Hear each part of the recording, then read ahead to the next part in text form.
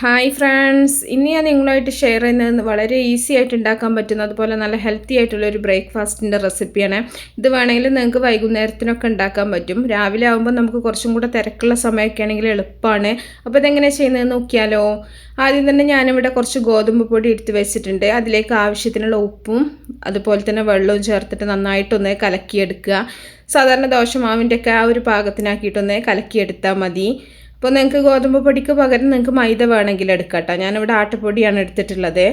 അപ്പോൾ പ്രത്യേകിച്ച് ഞാൻ അളന്നിട്ടൊന്നുമല്ല ചെയ്യുന്നത്. സാധാരണ അളക്കാതെ തന്നെ കുറച്ച് പൊടി എടുത്തിട്ട് വെള്ളം ഒഴിച്ചിട്ട് ഇതുപോലെ ഇത്രയും പാകത്തിനൊന്ന് കലക്കിയെടുത്തിട്ടുണ്ട്.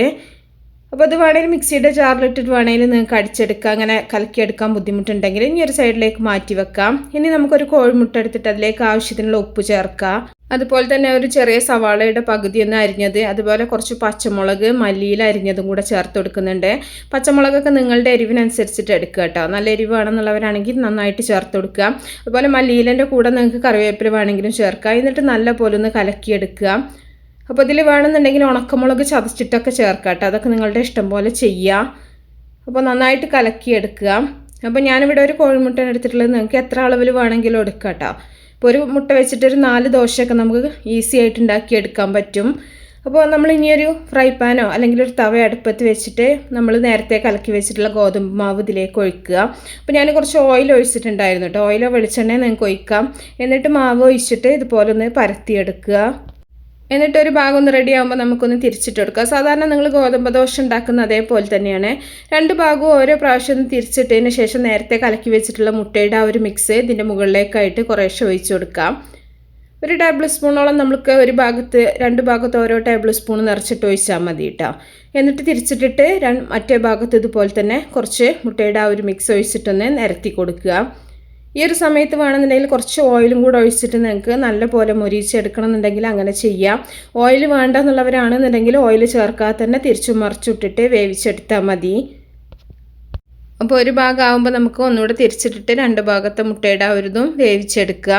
അപ്പോൾ ഇത് നമുക്ക് കറികളൊന്നും ഇല്ലാണ്ട് തന്നെ കഴിക്കാൻ നല്ല ടേസ്റ്റാണ്. അപ്പോൾ നല്ല എരിവൊക്കെ വേണ്ടവരാണെന്നുണ്ടെങ്കിൽ കുറച്ചും കൂടെ നന്നായിട്ട് മുളകൊക്കെ ചേർത്താൽ മതി. ഞാനിവിടെ കുറച്ച് എണ്ണയും കൂടെ ഒഴിച്ചിട്ടുണ്ട്. അപ്പോൾ എണ്ണ വേണ്ടാത്തവരാണെങ്കിൽ ഒഴിക്കണ്ട കേട്ടോ. എന്നിട്ട് 2 ഭാഗവും നല്ലപോലെ ഒന്ന് മൊരിച്ചിട്ട് നമുക്കിത് ഫ്രൈ പാനിൽ കോരി മാറ്റാം. നോൺ സ്റ്റിക്കിലായത് കാരണം തന്നെ ഓയിലിൻ്റെ ഒന്നും ആവശ്യമില്ല കേട്ടോ. പക്ഷേ കുറച്ച് ഓയിലൊക്കെ ചേർക്കുമ്പോൾ കുറച്ചും കൂടെ നല്ല ടേസ്റ്റ് ഉണ്ടാവും. അപ്പോൾ ഓയിലൊന്നും വേണ്ടാത്തവരാണെന്നുണ്ടെങ്കിൽ ചേർക്കാണ്ട് തന്നെ നിങ്ങൾക്ക് ചുട്ടെടുക്കാം. അപ്പോൾ ബാക്കിയുള്ള മാവും നമുക്കിതുപോലെ തന്നെ ഓരോന്നായിട്ട് ചുട്ടെടുക്കാം. വളരെ എളുപ്പത്തിൽ ഉണ്ടാക്കിയെടുക്കാൻ പറ്റും കേട്ടോ. ഇത് നന്നായിട്ട് മൊരിച്ചതിന് ശേഷം നമുക്ക് ചൂടുള്ള ചായയുടെ കൂടെ അങ്ങനെ കഴിക്കാൻ പറ്റും. ഇല്ലാത്ത നിങ്ങൾക്ക് എന്തെങ്കിലും കറികളുടെ കൂടെയാണ് കഴിക്കണം എന്നുണ്ടെങ്കിൽ അങ്ങനെയും കഴിക്കാം. അപ്പോൾ നമുക്ക് രാവിലെയൊക്കെ ചില സമയത്തൊക്കെ കറി ഉണ്ടാക്കാനൊന്നും നേരമില്ലാത്ത ദിവസങ്ങളുണ്ടാവുമല്ലോ. ആ ദിവസങ്ങളിലൊക്കെ നിങ്ങൾക്ക് ഉണ്ടാക്കാൻ പറ്റുന്ന നല്ലൊരു ദോശയാണ് കേട്ടോ അത്. അപ്പോൾ നമുക്ക് കുഴച്ച് പരത്തി ഒന്നും ചെയ്യണ്ട. ഗോതമ്പ് ചപ്പാത്തിയൊക്കെ കഴിക്കുന്നവരാണെന്നുണ്ടെങ്കിൽ വളരെ എളുപ്പത്തിൽ ഉണ്ടാക്കിയെടുക്കാൻ പറ്റും. നല്ല ഈസിയാണ്. അതുപോലെ തന്നെ നല്ല ഓംലെറ്റിൻ്റെ നല്ലൊരു ടേസ്റ്റുമാണ് അതിന്. ഇനി മുട്ട നിങ്ങൾക്ക് കൂടുതലായിട്ട് വേണമെന്നുണ്ടെങ്കിൽ 2 or 3 കോഴിമുട്ട നന്നായിട്ട് ഉടച്ചിട്ട് ഇതുപോലെ ചെയ്യാം കേട്ടോ. ഞാനിവിടെ ഒരു മുട്ടയിലാണ് അത്രയും ചെയ്തിട്ടുള്ളത്.